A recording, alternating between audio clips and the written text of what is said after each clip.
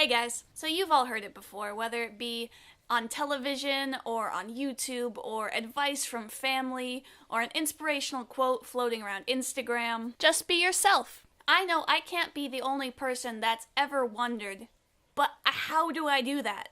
Who is myself? I feel like a lot of the time the picture that gets painted for us is that somewhere deep inside us there's this person that we are, and we just need to find a way to let them out. We need to stop trying to be like other people and just be who we are. When I was younger, this advice was not super useful for me. Not because, well, I just wanted to try to be like other people so bad and I didn't want to assert my individuality. Not for those reasons at all.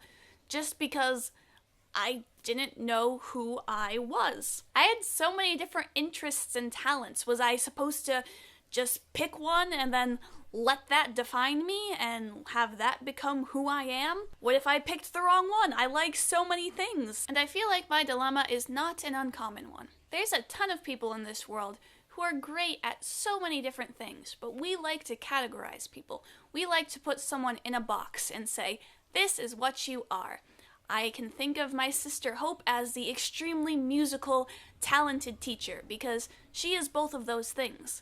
But those two things do not make up who Hope is. She's incredibly intelligent. She's a problem solver. She cares immensely about doing the right thing. Plus a whole slew of other things I can't list because people aren't just one little thing. We are very multifaceted. And you don't need to have just one or two traits that you use to define yourself. What if you're not super passionate about anything at all? What if life is interesting, but there's nothing you just want to spend all your time and energy on or be super excited and super passionate about? What if there's nothing like that? How are you going to define yourself then? Who are you? This was something that was super difficult for me because I liked a lot of things, but I didn't love anything. And a lot of times, we paint that you need to have this one thing that you're constantly striving for, and just everything in your life revolves around this. And if you don't have that, then what are you doing with your life? Who are you? I think that's ridiculous too, because there's so much more to life than just being super excited about doing video stuff, or really passionately just wanting to become a musician, or something like that. I think that being yourself is not made up of what you enjoy doing, or what you're talented at. I think that being yourself comes from discovering who you want to be and then going after that every day. It's like when you're a kid and you see a character on a TV show that you just think is the coolest and you want to be just like that character. Usually it's not because you wish you were them, like, I wish I had bright yellow hair and could fly and that sort of thing. It's because you see what they can do. It's like, oh, they're so kind. Or, oh, wow, they really have the ability to help other people. Or, she's so strong and independent. Or, wow, this character is so compassionate. I think we look up to those role models because of different characteristics or traits that they possess that we see as beneficial. And there's nothing wrong with seeing that characteristic and being, man, I want to have that. When I was younger, I thought I was not being myself if I tried to act a way another person did.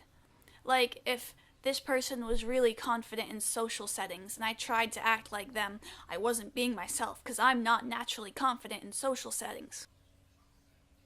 You see something wrong with that reasoning, right? We can make ourselves who we want to be. Being ourselves is making ourselves that better person. Just because I naturally want to perhaps lie to make people think better of me or to get out of trouble doesn't mean I am a liar.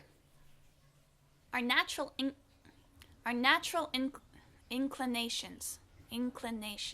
The word inclinations is really hard to say. Just those natural inclinations we have towards different things in our lives don't in and of themselves make up who we are. We can choose to encourage those traits within ourselves or discourage them. We can get better at being super sporty and athletic if that's the sort of person we want to make ourselves or something that we see as very profitable. Or we can take that time instead to develop a musical ability or something artsy, or do some math. Even think in conversations with other people. If someone says something and you get angry about it, that's your normal, that's your natural response.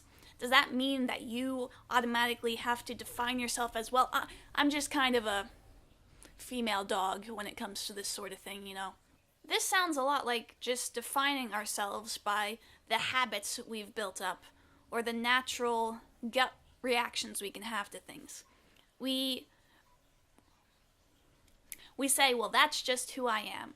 And we can use it as a crutch instead of deciding, but I want to be better than that. What I'm trying to say is, when you hear be yourself, it doesn't mean you need to find this mystical person inside you and just live out that person's wants and desires to the very end or whatever. Because that's kind of what I thought of as a child. Being yourself means a lot more than that. Being yourself means deciding who you want to be. If there's parts of yourself that you really like and you really want to encourage, then yes, that can be yourself.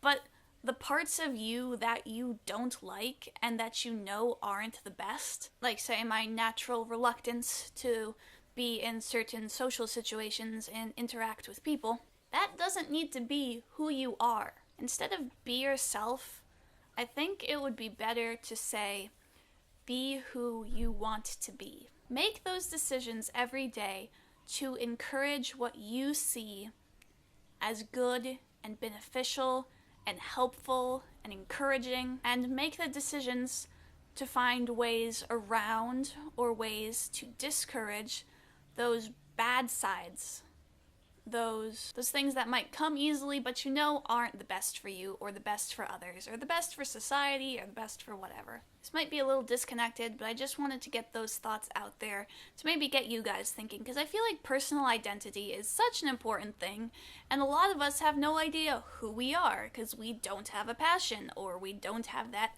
specific talent that people describe us by. We are so multifaceted, and there's so many different parts to us, and there's so much to explore and enjoy and encourage. We don't need to put ourselves in a box, especially for ourselves. So, you know, be who you want to be. There's a lot more to it than that, obviously, but I think that is a good place to start.